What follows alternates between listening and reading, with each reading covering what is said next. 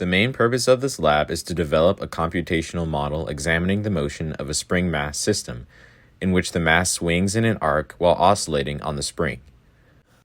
The lab also aims to enable a better understanding of the energy principle through application, and it shows us how we can understand and model the motion of objects by combining Newton's second law and the energy principle. The main physics concepts that are fundamental to this lab are Newton's second law, potential and kinetic energy, and the energy principle. From Newton's second law, we can derive our update velocity and position formulas. Potential energy in this case includes both gravitational and spring potential. And by using the change in kinetic and potential energy formulas, we know what the total energy of the system is. Finally, the total energy of the system will be zero if external work and heat are zero, as is the case in a closed system. For the starting conditions, the block is at an initial position L and has zero initial velocity. We are also given the mass of the system, the spring constant, and the rest length of the spring. From these values, we can also find our initial energy values. In this case, since we want the external work and heat to be zero, we will include the block, the spring, and the earth in the system, so there is nothing in the surroundings. As a preview, the results show that the spring oscillates about its resting position, with the x and y position versus time graphs represented as sinusoids.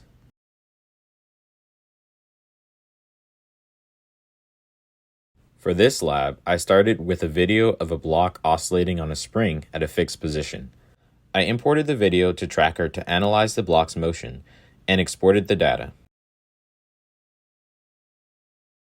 For the purposes of this lab, I assume that the system is closed, that the mass is released from rest, the spring has a negligible mass, the spring origin is fixed in a position, and that the spring only moves along the xy plane.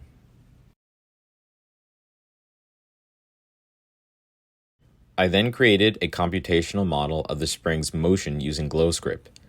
First, I inputted the mass of the system as well as its initial position and velocity. I then inputted the gravitational constant and the relevant spring formulas, as well as its initial kinetic, gravitational potential, and spring potential energies. Finally, I used Newton's second law to update the position, velocity, and relevant energies. I then used the energy principle to find the changes in the energy of the system. While running this model, I also imported the video data of the observed spring so I could compare the results. The results showed that the experimental and computational models were relatively the same. The computational model also showed how the change in kinetic energy and spring and gravitational potential energies oscillate and sum to zero.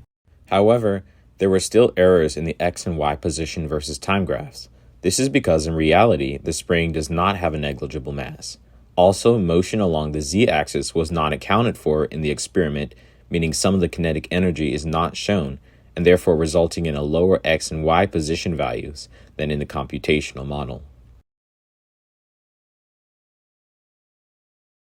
First, let's discuss whether or not the energy principle is satisfied. As a reminder, the energy principle states that if the external work and external heat acting on a system is zero, then the change in energy of a system will be zero. This principle is in fact satisfied by this model, because as the graph shows, the change in total energy is zero. And this makes sense, because there was nothing in the surroundings to do work on the system. Next, let's compare the x and y position graphs, periods. We can calculate the period of each graph by finding the time that passes in between peaks as shown. In my data, the x position graph had a longer period than the y position graph. With these periods, we can calculate spring constants, and the two give us very different constants, which could lead to differing models of kinetic and potential energy as a result.